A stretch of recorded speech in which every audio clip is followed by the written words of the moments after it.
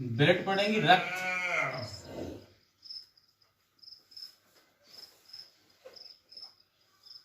Blood का जो निर्माण है वो होता है बोन मैरो में, यानी कि अस्थि मज्जा में होता है। अस्थि मज्जा जो है बड़ी बड़ी हड्डियां जो हमारे शरीर की होती हैं उसमें अस्थि मज्जा पाई जाती है। अस्थि मज्जा दो प्रकार की होती है, उसमें एक पीत अस्थि मज्जा होती है, एक लाल अस्थि मज्जा होती है। तो अस्थि मज्जा में इसका निर्माण होता है और अस्थि मज्जा से ब्लड का निर्माण हो जाता है। लेकिन ये अस्थि मज्जा से ब्लड का निर्माण जन्म के बाद होता है। जन्म के पहले जो होता है माँ के गर्भ में ब्लड का निर्माण वो होता है एक और प्लीहा से। ठीक है। इसके बाद रक्त जो होता है, रक्त को पढ़ेंगे हम। तो रक्त दो चीजों से मिलकर बना होता है। नंबर फर्स्ट, रक्त कणिकाएं जिनको रोधाणु कहते हैं, रक्त कणिकाएं, और दूसरा है प्लाज्मा, जिसमें से रक्त कणिकाएं जो होती हैं पूरे ब्लड का 40 से 45% भाग होती हैं, और जो प्लाज्मा होता है पूरे ब्लड का वो 50 से 55% भाग हिस्सा होता है। प्लाज्मा जो होता है वो उसमें प्लाज्मा का यदि संगठन देखते हैं तो प्लाज्मा में 90% जल होता है और बाकी का जो 10% होता है 10% अन्य तत्व होते हैं, जैसे NaCl, पोटेशियम, आयरन, कैल्शियम, ठीक है, ABC, ये अन्य खनिज लवण और भी तत्व होते हैं। रुधिराणु की बात करें रक्त कणिकाओं की, तो रक्त कणिकाएं जो होती हैं वो 3 प्रकार की होती हैं। एक तो होती है लाल रक्त कणिकाएं,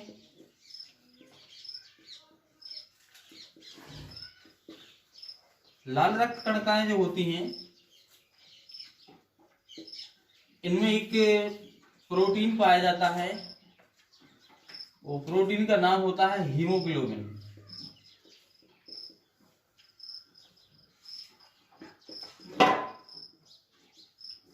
हीमोग्लोबिन होता है और हीमोग्लोबिन का संकेत जो Hb होता है।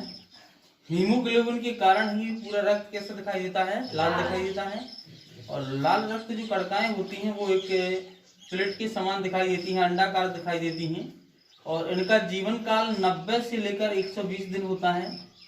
यानी 90 से 120 दिन के अंतर्गत इनकी मृत्यु हो जाती है, और जैसी मृत्यु हो जाती है तो भक्षाणुओं द्वारा इनको ग्रहण कर लिया जाता है, भक्षाणु इनको खा लेते हैं।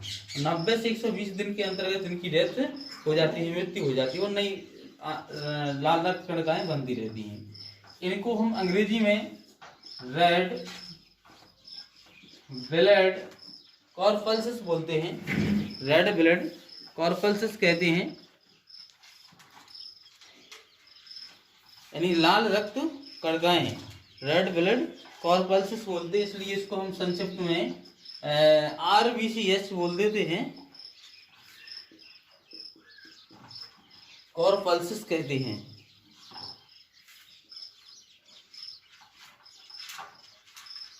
ठीक है, इसको हम कॉर्पल्सेस यानी CS, तो इसको संक्षिप्त में RBCS लिख देते हैं। अब जो है इनका जीवन काल 90 से 120 दिन होता है, और इसमें हीमोग्लोबिन नामक ये प्रोटीन पाया जाता है जो क्या करता है, इसका काम होता है ऑक्सीजन से जैसे ही क्रिया करता है तो बना लेता है ये HbO2, और ऑक्सीजन को फेफड़ों से पूरे शरीर में ले जाता है, प्रत्येक जगह ऑक्सीजन ले जाने का काम करता है। उधर जैसी ऑक्सीजन ऑक्सीकरण की क्रिया में, भोजन के ऑक्सीकरण में योगदान भाग ले लेती है, तो वहां से निर्मित जो O2 होती है तो इसको ये यहीं पे छोड़ आता है। इसके बाद ये हीमोग्लोबिन CO2 से क्रिया कर लेता है और HbCO2 बना करके आता है, CO2 को फेफड़ों में छोड़ देता है। तो इसका काम होता है ऑक्सीजन को ले जाना और कार्बन डाइऑक्साइड को वहां से ले आना। हीमोग्लोबिन का ये काम होता है। ठीक है, जिस भी व्यक्ति में हीमोग्लोबिन की कमी हो जाती है तो उसको हीमोग्लोबिन की कमी से एनीमिया रोग हो जाता है, जिसको रक्त की कमी बोलते हैं हम, रक्त अल्पता बोलते हैं उस रोग को हम। रक्त की कमी हो जाती है तो एनीमिया रोग कहते हैं। और ये हीमोग्लोबिन की कमी अक्सर आयरन की कमी से होती है, तो आयरन वाली चीजें लेने से हमें कभी एनीमिया जैसी समस्याएं नहीं आती हैं। ठीक है, बाकी आरबीसीएस के बाद आती हैं दूसरे प्रकार की जो रक्त कणिकाएं होती हैं। ये पहला प्रकार हो गया लाल रक्त कणिकाएं। इसके बाद ये दूसरा प्रकार है इनका, वो है आपका WBC यानी कि श्वेत रक्त कणिकाएं। श्वेत रक्त कणिकाएं यानी इनको हम बोल देंगे व्हाइट ब्लड कॉर्पसेस। ठीक है,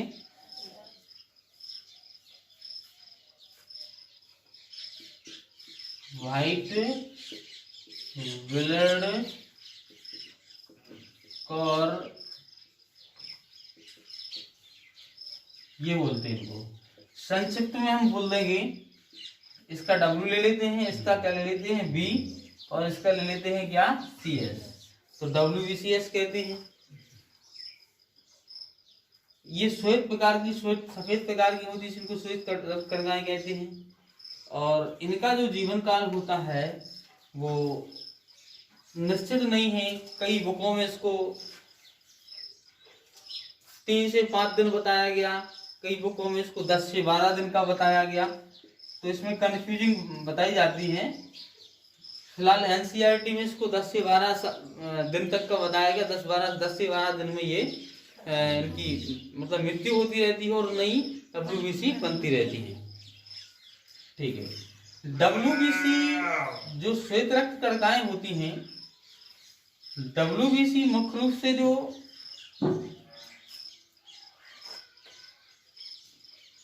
इनका मुख्य रूप से जो वर्क है वो है शरीर को सुरक्षा प्रदान करना। जो मुख्य काम है इनका वो क्या है, शरीर को सुरक्षा प्रदान करना।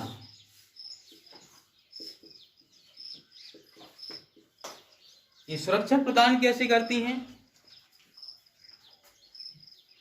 इनका मुख्य वर्क है शरीर को सुरक्षा प्रदान करना। ये कैसे करती हैं सुरक्षा? देखिए, ये एक्चुअली होता क्या है कि प्लाज्मा के साथ ये केशिकाओं से बाहर रस जाती हैं जब, तो इनको फिर हम वहां पर जब WBC यानी श्वेत रक्त कणिकाएं कुछ मात्रा में प्लाज्मा के साथ केशिकाओं से बाहर रस करके बाहर पहुंच जाती हैं, तो इनकी प्लाज्मा प्लस इनकी कुछ मात्रा होती है उस प्लाज्मा में, तो उस पूरे हिस्से को बोल देते हैं हम क्या, लिम्फोसाइट। क्या बोल देते हैं हम? लिम्फोसाइट बोलते हैं, लिम्फोसाइट। लिम्फोसाइट कह देते हैं। जब श्वेत रक्त कणिकाएं कुछ मात्रा में प्लाज्मा के साथ रस करके बाहर निकल जाती हैं, तो टोटल प्लाज्मा प्लस WBC की संख्या को क्या बोलते हैं हम? लिम्फोसाइट बोलते हैं। ये लिम्फोसाइट जो होती हैं,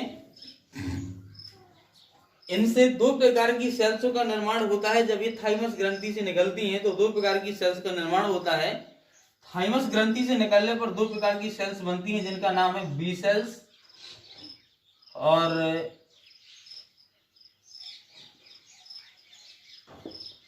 T सेल्स। B सेल्स और T सेल्स 2 प्रकार की सेल्सों का निर्माण होता है। चलिए इसको हम ऊपर समझते हैं।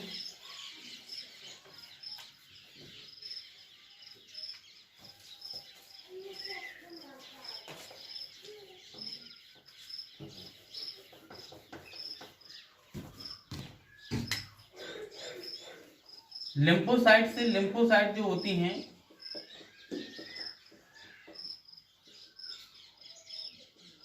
लिम्फोसाइट से 2 प्रकार की सेल्सों का निर्माण होता है जब ये थाइमस ग्रंथि से गुजरती हैं। तो एक होती है B सेल्स और एक होती है T cells. Actually T cells जो होती हैं वो T सेल्स में से एक कोशिकाएं होती हैं जिनको बोलते हैं सहायक T। ये T सेल्स का ही प्रकार है जिसको बोलते हैं सहायक T। एक्चुअली होता क्या है कि जब हमारे शरीर में किसी प्रकार का कोई रोगाणु प्रवेश करता है, ब्लड के माध्यम से जब कोई रोगाणु प्रवेश करता है तो ये सहायक टी जाती हैं और सूचना देती हैं किसको? बी सेल्स को।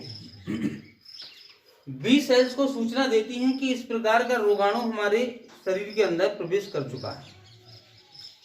तो तुरंत 1 सेकंड में 2000 ये बी सेल्स एक प्रकार की ऐसी कोशिकाएं बनाती हैं जो कोशिकाएं उस रोगाणु को नष्ट कर दें। बी सेल्स जो है 1 सेकंड में 2000 के हिसाब से लगभग ऐसी कोशिकाएं बनाती हैं जो कोशिकाएं किसको नष्ट कर दें? उस रोगाणु को नष्ट कर दें। कौन से रोगाणु को? जिस रोगाणु की सूचना किसने दी? सहायक टी ने।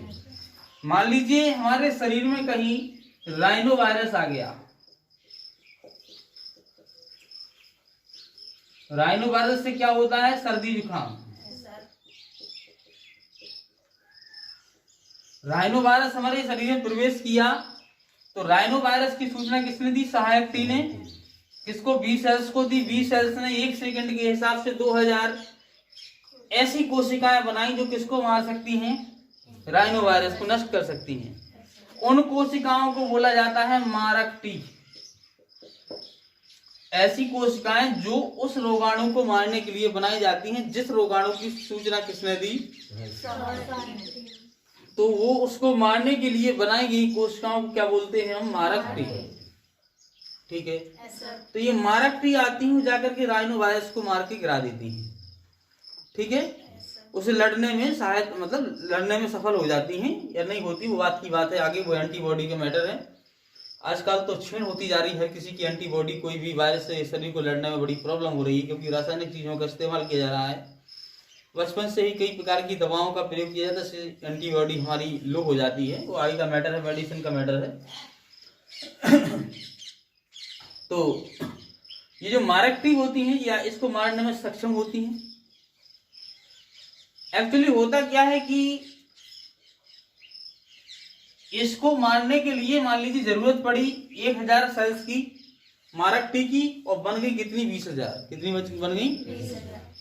तो शेष जो मारक टी बचती हैं इसके नष्ट होने के बाद उनसे भय रहता है कि हमारे शरीर पर भी वो अटैक ना कर दें, क्योंकि जो मारक टी इसको मारने के लिए बनाई है राइनो वायरस के लिए स्पेशल, वो किसी भी वायरस को नष्ट नहीं कर सकती।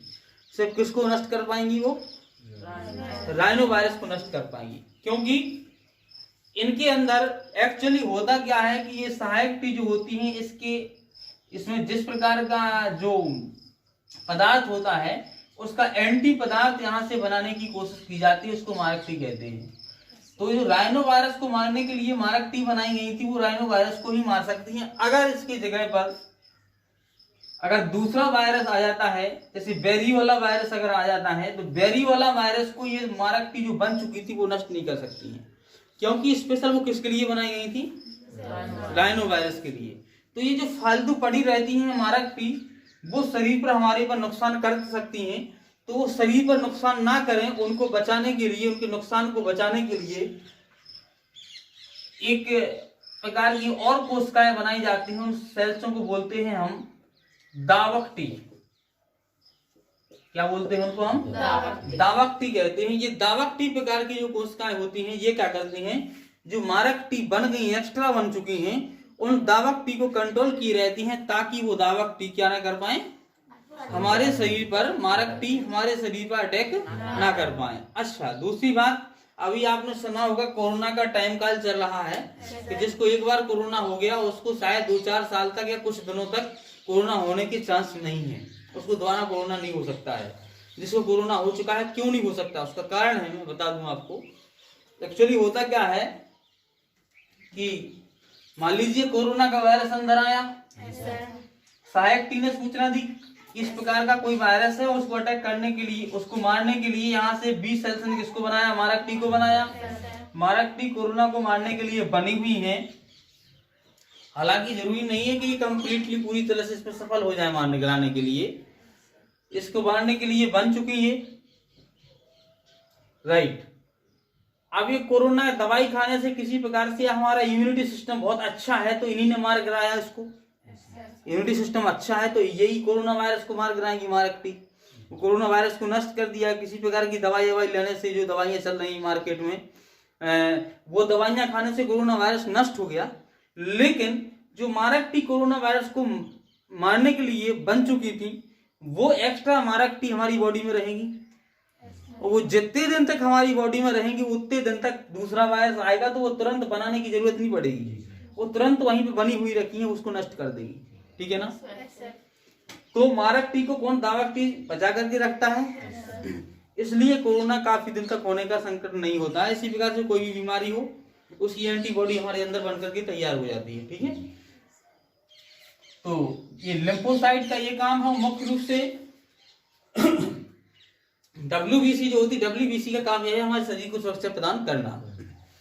ठीक है? तो इस प्रकार से हमारे शरीर की क्या होती है, सुरक्षा होती है। इसको क्या बोलते हैं हम, एंटीबॉडी भी कह सकते हैं। मतलब प्रतिरक्षा, इम्यूनिटी सिस्टम यानी प्रतिरक्षा तंत्र होता है। ये प्रतिरक्षा तंत्र का काम होता है रोगों से लड़ने का काम करना। ठीक है? प्रतिरक्षा तंत्र इस प्रकार से हमारी बॉडी से बना रहता है, बॉडी में पाया जाता है। अब इसके बाद इसमें अब पढ़ते हैं हम क्या, तीसरी जो रक्त कणिकाएं हैं तीसरे प्रकार की, वो क्या है, थ्रोम्बोसाइट।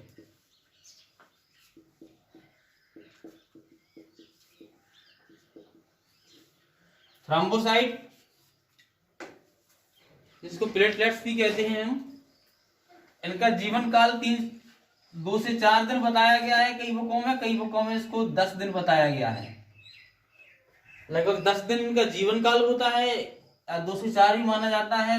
10 दिन का जीवन काल हो, 10 दिन के बाद ये रिकवरी होती रहती है, बनती रहती है द्वारा। ठीक है? इनका काम होता है हमारे शरीर में रक्त का थक्का बनने में मदद करना। रक्त का थक्का बनने में कैसे मदद करती है? रक्त का थक्का जो बनता है उसकी प्रोसेस जो होती है,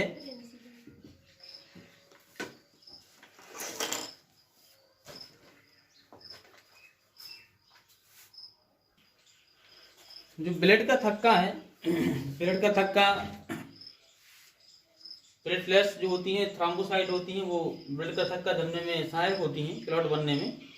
सबसे पहले जब कभी चोट लग जाती है तो चोट लगने से ब्लड निकलने लगता है, तो पहले चोट लगती है, ये थक्का की प्रोसेस होती है। पहले चोट लगती है, चोट लगने के बाद रुधिर बाहर निकलता है, ब्लड बाहर निकलता है। ब्लड बाहर निकलने के बाद क्या होता है, वायु के संपर्क में आने से थ्रोम्बोसाइट्स या प्लेटलेट का टूटना और विशेष रासायनिकों का निकलना स्टार्ट होता है।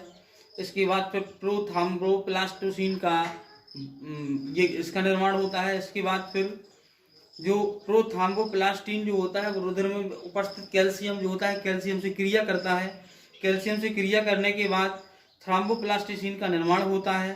थ्रोम्बोप्लास्टोसिन जो होता है कैल्शियम से क्रिया कर लेता है। इसके बाद फिर वो ट्रिप्टोफैन नामक प्रकीर्णक एंजाइम जो होते हैं उनसे क्रिया करता है। इसकी क्रिया करने के बाद एंटी प्रोथ्रोम्बिन डीएक्टिवेट हो जाता है, निष्क्रिय हो जाता है। इसके बाद निष्क्रिय जो प्रोथ्रोम्बिन होता है वो थ्रोम्बिन में बदल जाता है, और थ्रोम्बिन प्लस फाइब्रिनोजन दोनों जब मिल जाते हैं आपस में तो फाइब्रिन तंतु बन जाता है, और फाइब्रिन जाल बन जाता है। इसके बाद में हृदय का, उसको क्या बोल देते हैं हम, थक्का बन गया है, और हृदय का थक्का जम जाता है। धीरे धीरे सेल डिवीजन के बाद वो भर जाता है, फिर उसके वजन होता है, वो घाव भर जाता है। आपने कभी देखा होगा कि अक्सर प्रतिरक्षा जो होती है हमारे शरीर में, एंटीबॉडी, हाँ देखिए ये लिम्फोसाइट जो होती है इसको और भी पढ़िए। रक्त का भी पढ़ा होगा आपने, एक लसी का नाम भी सुना होगा। लसिका क्या होती है, लसिका और रक्त। तो ये जो लसिका होती है और रक्त होता है, इसमें क्या डिफरेंस होता है? एक्चुअली रक्त में भी पढ़ाया गया आपको कि रक्त में 2 चीजों से मिलकर बना, एक तो रक्त कणिकाओं से प्लस प्लाज्मा से। तो प्लाज्मा और रक्त कणिकाएं मान लीजिए हमारे हेड से किसके माध्यम से जा रही है, आर्टरी के माध्यम से जा रही है। अब आर्टरी जो जाती है, धमनी हमारी ऊतकों में प्रवेश करती है। ऊतकों में प्रवेश करने से मान लीजिए कि आर्टरी जो है प्रवेश की ऊतकों में, तो जो ऊतक है वो कई कोशिकाओं से मिलकर बना। ठीक है, कई कोशिकाओं से मिलकर के क्या बना, ऊतक बना। अब जब ये ऊतक में जाएगी तो पूरी कोशिकाओं को ब्लड देना जरूरी है, क्योंकि ब्लड के माध्यम से ही ऑक्सीजन पहुंचेगी तभी वहां ऑक्सीकरण होगा तभी वो वहां पर क्या होगा, ऊर्जा निर्मित होगी। तो ये जो आर्टरी होती है, धमनी मान लीजिए, धमनी को मान लेते हैं, वैसे इस तरह का काम होता है। धमनी जो होती है यहाँ पे जाती है, ये कई भागों में बट जाती है, क्योंकि इस तरह इस कोशिका के लिए भी ब्लड देना है, इसको भी देना है, इसको भी देना है, इसको भी देना है, इसको भी देना, मतलब बहुत सी पतली पतली शाखाओं में ये आर्टरी बढ़ जाती है। और ये पतली पतली जो ब्लड को लाने वाली आर्टरी होती हैं, ये इतनी पतली हो जाती हैं बट करके कई भागों में, कि इनको हम बहुत पतली हो जाती हैं, बालों के समान हो जाती हैं, जिसको बोलते हैं हम केस। बाल को क्या बोलते हैं? केस। और इनको बोल देते हैं क्या हम? केशिका। बहुत पतली हो जाती हैं। अब एक्चुअली जो होता है ब्लड प्लस रक्त कणिकाओं प्लस प्लाज्मा से मिलकर बना हुआ है। हार्ट के द्वारा पंप किया जाता है ब्लड आर्टरी में। आर्टरी में प्रेशर के साथ ब्लड बहता है, प्रेशर के बाद बहता है, तो यहाँ बहने में कोई प्रॉब्लम नहीं होती है। यहाँ पर क्या होता है, ये पतली पतली आर्टरियां होती हैं, इन आर्टरियों के द्वारा, पतली आर्टरियों के जरिए इसमें ब्लड बहुत अधिक दाब के साथ बहता है। तो प्रेशर के कारण कुछ प्लाज्मा रिस करके जो ऊतक के अंदर जो खाली स्थान है, ये स्थान पड़े ना, जैसे ये कोशिका, इस कोशिका के अंदर हल्के थोड़े छोटे, मतलब माइक्रोन से भी कम मापे जा सकते हैं उन रिक्त स्थानों को। तो ये माइक्रोन मतलब छोटे छोटे से रिक्त स्थान होते हैं। इस प्रेशर के कारण जो प्लाज्मा नसों में बह रहा था, केशिकाओं में बह रहा था, उस केशिकाओं से रिस करके कहाँ आ जाता है, जो ऊतक के अंदर जो अवकाश होती है, इन अवकाशों में भर जाता है। क्या भर जाता है? प्लाज्मा रिस करके। वही रिस करके जो प्लाज्मा ऊतकों में भर जाता है, उसी प्लाज्मा को हम क्या बोलते हैं? लसिका। क्या बोलते हैं? लसिका। अब जब कभी क्या होता है कि उसी जो प्लाज्मा जो ब्लड से बाहर आता है, उस प्लाज्मा में कुछ मात्रा में WBC आ जाती है। क्या आ जाती है? WBC। तो प्लाज्मा प्लस वो रिस कर आया होगा, प्लाज्मा प्लस WBC, इन दोनों को मिलाकर के क्या बोल देते हैं हम? लिम्फोसाइट। क्या बोल देते हैं इसको? लिम्फोसाइट बोल देते हैं। और बाकी का जो भाग होता है जिसमें WBC नहीं होती, इसको क्या बोलते हैं हम? खाली लसिका बोलते हैं। कहाँ पाया जाता है लसिका? ऊतकों की जो अंदर अवकाश होता है, ऊतकों में भर जाता है, उसको क्या बोलते हैं? लसिका। कब भर जाता है? जैसा कि आपको मैंने अभी बताया, ड्यू टू प्रेशर के कारण जो पतली पतली केशिकाएं होती है, उसे रिस करके प्लाज्मा अवकाश में भर जाता है, उसको क्या कहते हैं अपन? लसिका कहते हैं। राइट।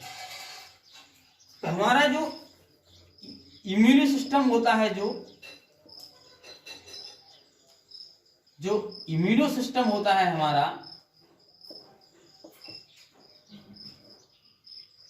यानी कि प्रतिरक्षा तंत्र, वो दो प्रकार का होता है। कितने प्रकार का होता है? दो प्रकार का। नंबर फर्स्ट होता है आपका जन्मजात, ठीक है, और दूसरा होता है क्या? उपार्जित। जो जन्म से हमें एंटीबॉडी जन्म से जो प्रतिरक्षा तंत्र मिलता है हमारे शरीर को रक्षा करने के लिए, इसको बोलते हैं जन्मजात। और जो जन्म के बाद हम हासिल करते हैं, उसको क्या बोलते हैं हम? उपार्जित। उसको क्या बोलते हैं? उपार्जित बोलते हैं। ठीक है, उपार्जित को समझ लीजिए। जन्मजात तो आपने पढ़ लिया है, उपार्जित को समझ लीजिए। उपार्जित क्या होता है? एक्चुअली आपने अभी देखा कि राइनो वायरस आया, इसको अच्छा, उपार्जित जो होता है वो दो प्रकार का होता है। अभी जो राइनो वायरस आया था, इसको मारने के लिए मारक टी बन गई थी, वो दावक टी के द्वारा दबा दी गई थी। तो ये हमारे अंदर पहले राइनो वायरस को मारने वाली एंटीबॉडी थी तो नहीं ना? बन गई है एंटीबॉडी। तो वो बनी हुई एंटीबॉडी हमने हासिल की है, इसलिए उसको क्या बोलेंगे हम? उपार्जित। दूसरी बात, जो टीका पोलियो की दवा पिलाई जाती है, वो पोलियो की दवा जो होती है, वो एक प्रकार से डीएक्टिवेट पोलियो के वायरस होते हैं। क्या होते हैं? पोलियो के वायरस ही अपने अंदर पोलियो के डाले जाते हैं। जो तो पोलियो की दवा पिलाई जाती है, वो मान लीजिए पोलियो के वायरस ही अपने अंदर डाले जाते हैं, फिर वो नुकसान नहीं करते। क्या? वो डीएक्टिवेट होते हैं। क्या होते हैं? डीएक्टिवेट होते हैं। और जब वो अंदर पहुंचते हैं, होते वो पोलियो के वायरस है, लेकिन वो कैसे होते हैं? डीएक्टिवेट। हमारे अंदर पहुंचते हैं वो, तो हमारे अंदर की वही जो एंटीबॉडी होती है, ये सहायक टी सूचना देती है कि पोलियो का वायरस आ गया है। इसके बाद फिर ये मारक टी का निर्माण करती है। वास्तव में वो वायरस एक्टिवेट नहीं होता है, लेकिन बहुत सारी एंटीबॉडी बन जाती है हमारे शरीर में। जब रियल वायरस आता है कभी वास्तविक कभी लाइफ में, तो वो बनी हुई एंटीबॉडी क्या कर देती है, उसको मार देती है। इसलिए पोलियो रोग से हम लोग बच जाते हैं। तो उसको भी क्या बोलते हैं हम, उपार्जित। मतलब हमने बाहर से लिया ना, तो उसको क्या बोलेंगे, उपार्जित प्रतिरक्षा। इसके बारे में काफी बाद में चर्चा होगी, ठीक है।